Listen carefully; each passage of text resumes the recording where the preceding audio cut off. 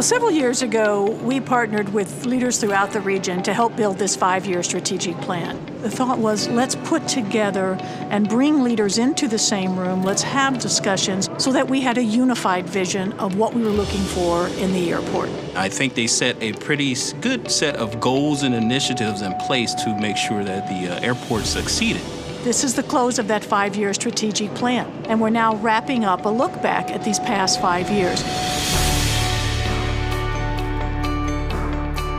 Within the financial stability, we wanted to lower our cost per enplanement. The lower that cost per enplanement, the more attractive your airport looks to airlines. Another one was reducing our debt service. You're running the airport, you need that debt service in order to achieve a capital improvement plan to help improve the infrastructure of your airport, growing that non-aeronautical revenue, concessions, your parking revenue, transportation network. And so with those key initiatives in place, that area was very successful over those 5 years. When you look at our debt service, had a reduction of about 34% overall by fiscal year 19. Cost per enplanement, we were about $4 lower than our goal by the year 2019. We were able to lower our costs to run the airport and also the cost to our airline partners, and we're able to attract more air service to our airport. Sustaining and growing air service was a critical piece. We knew that that was at the top of the list. So we worked very hard in partnering with all the air carriers to try and make us a good connecting point, but also growing the traffic and the destinations here. So by 2019, we'd achieved 75 nonstop destinations. We had just shy of 16 million passengers. That's been the highest in over 15 years. We also saw, for the first time ever, the highest number of local passengers boarded in 2019. It exceeded our peak year during the TWA hub days. So that was a critical piece for us.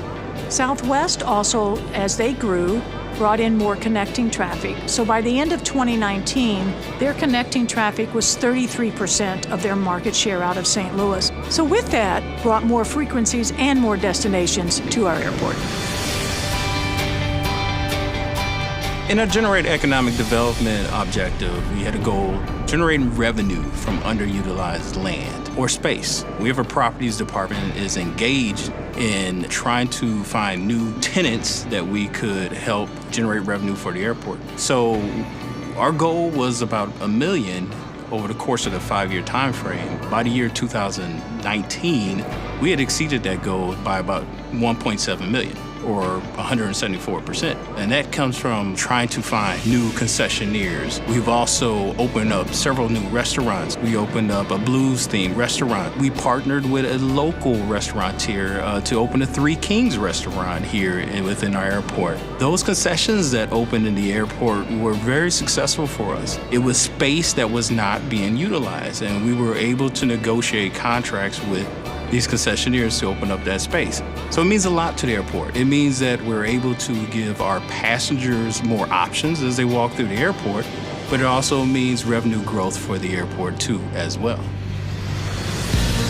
It became very clear during our discussions with our collaboration board that they wanted the airport to have a sense and a feel of the vibrant region that we are, not only for the customers coming in, but for the residents who live here and use our airport.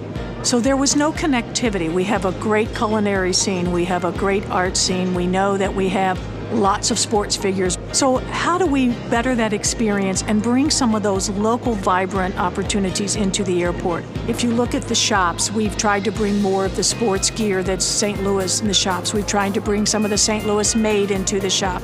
And then the other piece would be the art scene. We feel very strong about not only the art institutions in St. Louis, but the great artists that we have in St. Louis. We commissioned 4 pieces of art. 2 of those have been installed in recent years. 2 more will be installed in the first quarter of 21. We have over 20 exhibition sites. Those are rotating exhibitions. So artists can come, and on a 6-month basis, they can rotate their wares, they can show their artwork, and millions of people get to see that. So it's great exposure for them, but it's also exposure for the world to see just how vibrant St. Louis art scene is. We talk about all the things we've accomplished, and there are a lot. but we know there's work to be done. We never rest. We know that it's a never-ending project. Obviously, COVID hit in March of 2020, so it's been a challenging year, not only for our airport, but every airport across the country. And so what we look at is how do we survive through that and come out stronger on the backside. We have been able to weather the storm a little bit better because this 5-year strategic plan was put in place. It was put in place at the right time. All of those things have set a strong foundation, and while COVID has been challenging for all of us, and we're not out of it yet, we have hopes that in 2021, we're going to see the airport grow even more than we expected. We really are looking forward to the next 5 years, and I think the one thing that we want to say to the community and to the leaders out here is thank you. Thank you for believing in us. Thank you for the partnership. Thank you for giving us a vision that we can work with so that we can grow together. Thank you for your collaborative effort. Thank you to all of our employees that are here every day. We're very confident that we've set the foundation, that over the next several years we can continue to fly high.